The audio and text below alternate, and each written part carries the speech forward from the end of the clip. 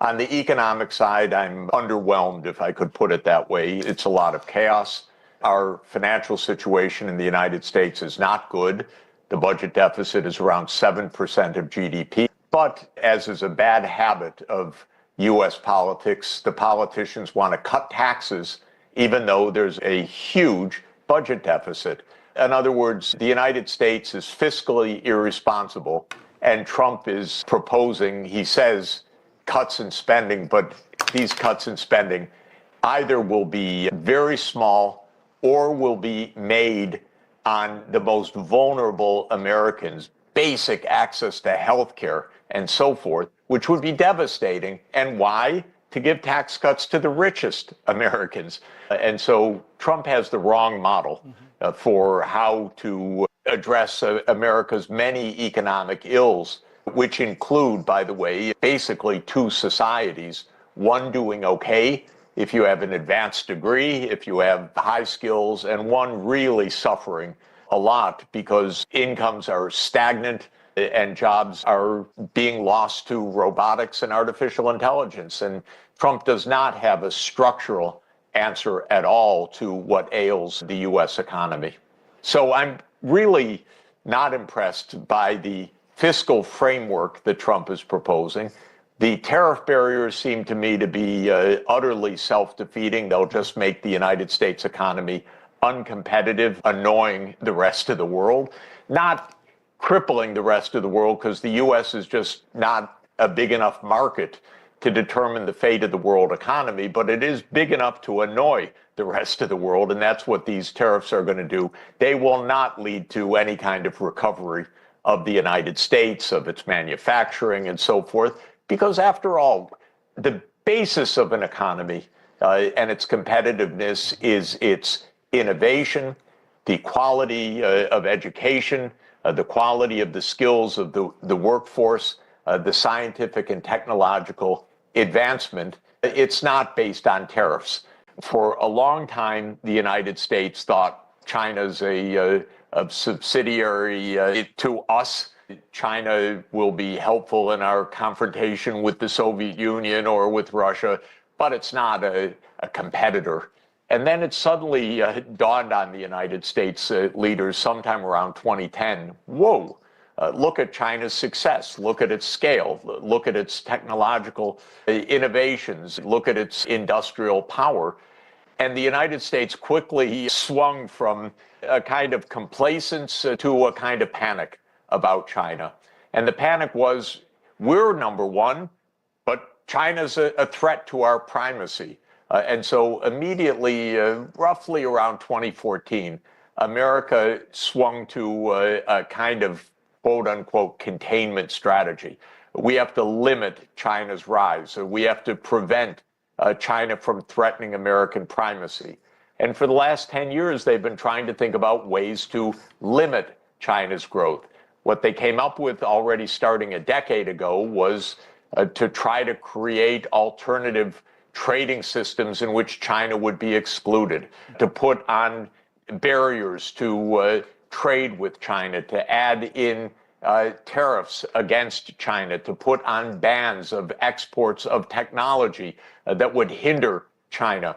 This is a playbook that was actually spelled out about 10 years ago. It's a very regrettable playbook. It's a very naive playbook. The United States cannot, quote, contain China. It's not doing so. It's not succeeding. I would say this was also wrong-headed and delusional. China's rise is not a threat to the United States. And at least as an economist, think about it, there's no ranking 1, 2, 3. The question is human well-being and advancement of China, advancement of the United States. And China's rise, in my view, is not in any way a threat to the United States because we're not in a zero-sum game. That's not the way the American strategists have thought about it, but it does raise a lot of tensions.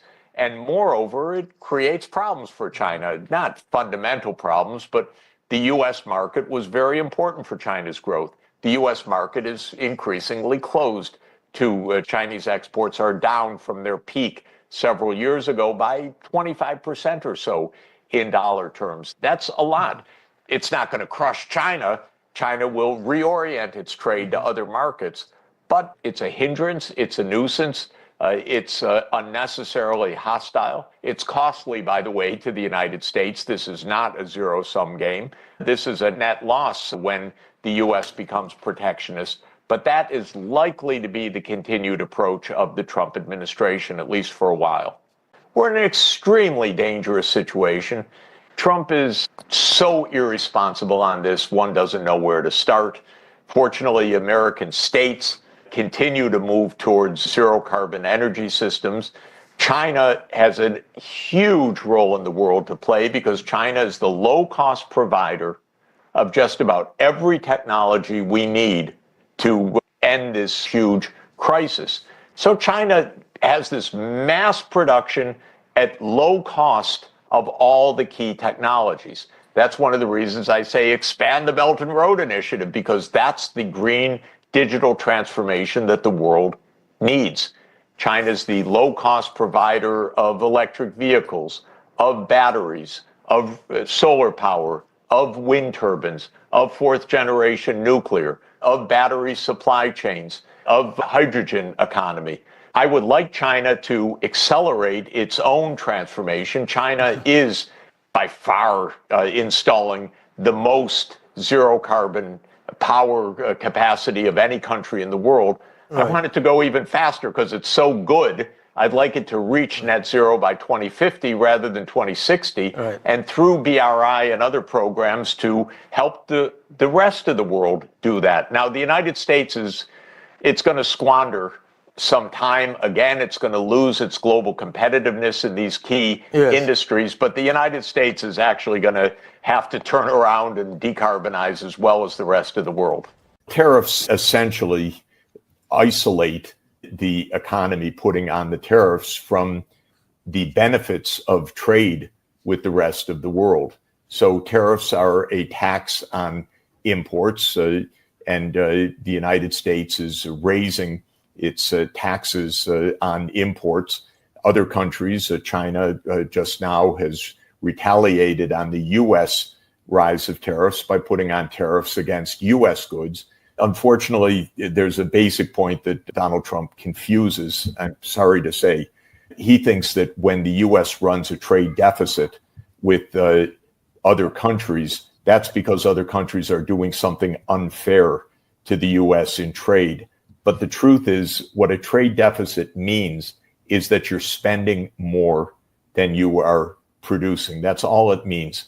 So it would be like you're maxing out on your credit card, buying from all these stores in your city, and then accusing those stores of mistreating you because you're running a trade deficit with those stores. So there's a very basic mistake in analysis right now, unfortunately, that's having huge ramifications for the world. But unfortunately, it's macroeconomics 101, which I taught for many years at Harvard and Columbia University, and it's just not understood properly in the senior reaches of the U.S. government. This is the ironic situation right now, which is that, yes, the U.S. has a large trade deficit. The reason is we consume a lot. One of the reasons we consume a lot is that our government runs an enormous deficit, nearly 7% of our national income. Because we're consuming a lot, it's like we're running down all our credit cards, and then we're blaming those who are selling to us as if they're doing something unfair to us. So this is a diminishing of U.S. trade with the rest of the world. What economists like myself have taught and studied for my whole career, and I would say for the lessons that economists such as Adam Smith unveiled in 1776 in his book, The Wealth of Nations, is that trade is a win for the countries that are engaging in trade. Trade is not a win-lose proposition. Trade is a win proposition. But China should be exporting those critical digital and green technologies to the rest of the world, not letting the United States stop China's export-led growth, because that should continue. Merely going to consumption means unnecessarily slowing growth and unnecessarily depriving the world of the benefits of Chinese technology and Chinese investments. In some cases, fourth generation nuclear power, long distance power transmission, electric vehicles, 5.5G data systems, artificial intelligence with DeepSeek and others. China's at the cutting edge of the green and digital technologies of the future. It ought to be exporting those technologies. I wish the United States market would stay open. I wish we would be competing, not protectionist. So I would like to see an expanded Belt and Road program, for example, in which China is helping developing countries to finance essentially the importation of all of this advanced infrastructure, which would build those partner economies, and then those partner economies would repay the financing through their own rapid economic growth in the coming years. The main point is China should be providing financing to the emerging economies. They can repay these loans. The only change I would make in the Belt and Road program, in addition to expanding it, would be to lengthen the maturity of the loans that are given from roughly 10-year finance to 20 or 25-year finance, because developing countries need 20 or 25 years to reap the benefits in terms of increased output that then repays the loans. But aside from that footnote of a limiting maturity, expand BRI. This is the way that the whole world gets interconnected with advanced 21st century green and digital technologies. In other words, I'm not convinced that the fundamental idea is to shift from exports to consumption. That's an American approach. We're very good at consumption, not so good at investment and exports. I'd like to see China continue its success story with the rapid growth of exports, but helping the emerging and developing economies and recognizing the American economy is going to be pretty protectionist for a while. That's one of the reasons I can say only semi-facetiously that the United States badmouths it all the time, because it's very good and very important. It's helping to finance the infrastructure and the connectivity of the world economy. And it is a source of exports by China to the rest of the world, a source of loans and now increasingly equity capital, meaning foreign direct investment by Chinese companies that are producing in partner countries as well. Now, it's created a so-called challenge of debt repayments by recipient countries, and that has been called a debt trap by the United States and so forth. This is not at all true. American legislation is filled with the word emergency. If the president declares an emergency, basically we have one-person rule in the United States. We once had a revolutionary war to move away from one-person rule. But since the U.S. security state was begun in the immediate aftermath of World War II, Congress ceded its constitutional duties, its responsibilities, by putting these emergency clauses into legislation. And not surprisingly, the executive uses the claim of emergency to circumvent basic constitutional standards. This is true not only in the case you cited of arms to Israel, but all of these tariff measures are, again, in my view, a constitutional violation. We actually have abandoned that in the case you cited, in the tariffs that were imposed yesterday, and in the functioning of our government in general. We are in one-person rule. I don't like it. I'm not talking about any one person. I'm talking about the fact that our form of government has collapsed. Even though the structures are there, the form of government has collapsed. And what's shocking is there are no voices in Congress saying, oh, but tariffs, that's our responsibility. Arming other countries, that's an appropriation. That's our responsibility. They're a little bit like Senate in the Roman Empire after the end of the Roman Republic. The senators still wore their togas.